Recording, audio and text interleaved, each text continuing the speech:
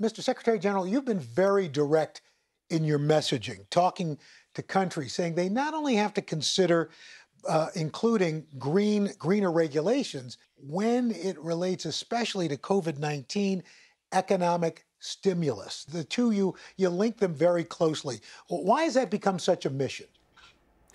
I believe that we are facing a dramatic challenge with COVID-19. But this terrible challenge that has caused so much suffering and that has had a devastating impact on economies and societies is an opportunity. We need to rebuild. We need to invest massively rebuilding.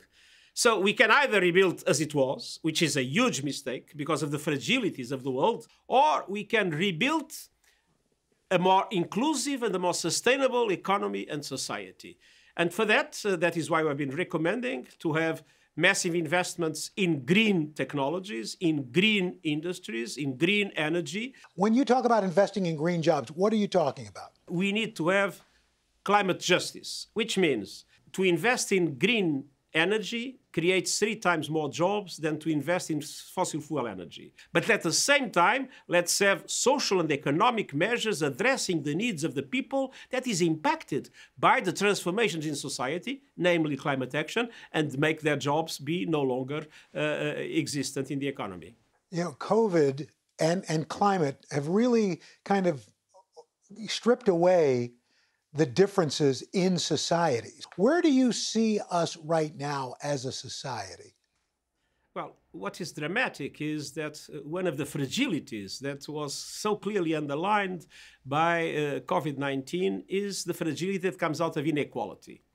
Inequalities in income and wealth, but also inequalities linked to gender, inequalities linked to ethnicity, to race, inequalities of all kinds. We need, to the extent possible, to eliminate them, or at least to have equity and justice in the way we invest our resources when rebuilding our economies. Paris Climate Accord, November 4th, the United States is scheduled to pull out. What does that do to a global effort to reduce those emissions?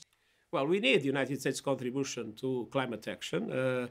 And I think it's important to say that even if the US government has decided to leave the Paris Agreement, we see in the US an enormous movement in favor to climate action. And I am very optimistic that this dynamic demonstration by the American society and the American business community will compensate for the lack of political commitment that exists at the present moment. Yeah, we always look to our youth. Are you more optimistic because of this generation that's coming up?